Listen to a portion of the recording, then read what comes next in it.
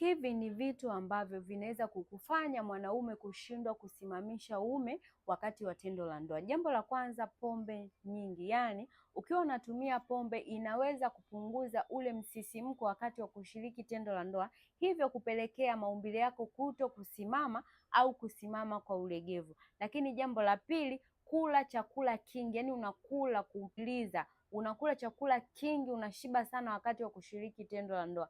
Kingi hupelekea nguvu kubwa kwenda kwenye kumeng'enya kile chakula na sio kwenye tendo la ndoa, hivyo kukufanya wewe kushindwa kumudu tendo la ndoa. Vyakula vyenye mafuta mengi, yaani unakula vyakula vya kukaanga sana au chipsi, hii hupelekea mwili kuwa mzito, lakini pia damu kwenda pole pole kwenye uume na hivyo kupelekea maumbile yako kuto kusimama kabisa. Ikiwa wewe unatumia hivi vitu au mtumiaji wa hivi vitu kila siku kabla ya kushiriki tendo la ndoa, epukana navyo ili kuboresha stamina yako ya tendo la ndoa. Na kama una changamoto, chukua namba hapo nipigie, nitakusaidia.